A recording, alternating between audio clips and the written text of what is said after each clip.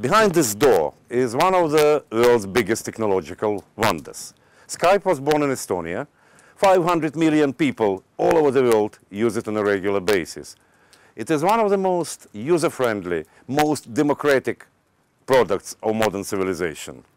We've had a lot of change over the last 6 months, as usual.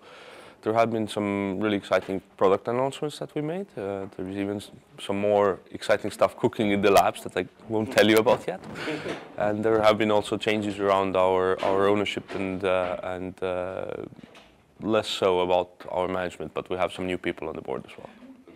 Last September, a private equity consortium led by Silver Lake Partners and featuring some very well-known venture capital guys like Andreessen Horowitz and Niklas Enström and Janes Fries, our founders returning and so forth, purchased 2/3 of Skype.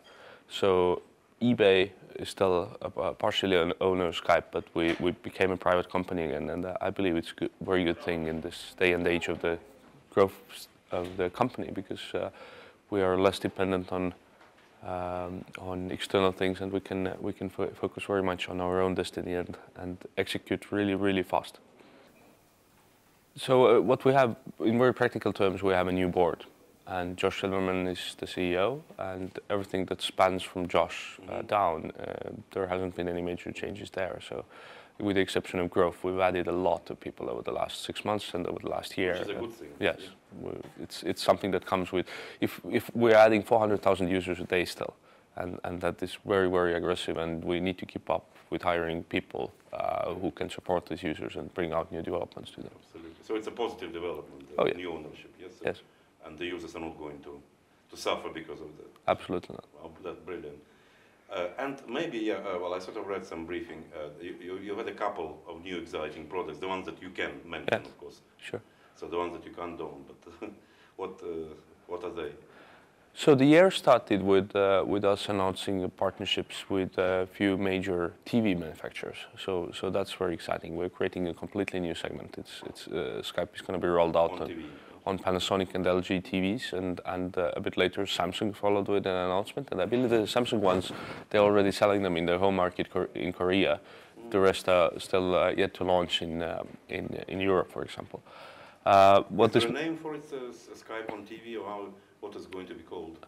It's probably, so each of those TV manufacturers has their own name for the product. Okay. And Skype is, as usual, we're not building the hardware, we're only making the software. So it's the Skype software that runs inside a TV. You don't need a computer to have video calls in your living room anymore, and that's very cool. We've also had a few developments in mobile space, which is very important for us. So we've launched the Symbian application, and that's available through Nokia's application stores now. We've updated our iPhone application, which is extremely popular still.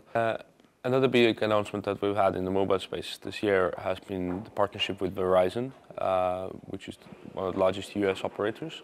And it follows in the footsteps of the partnership we've had with Free, the Hutchinson-operated network, also present in the UK, that we've had up for a few years, and that has been extremely successful for both parties. We've served billions of minutes over free mobile phones for free, and Verizon is heading to do a similar sort of setup in the US.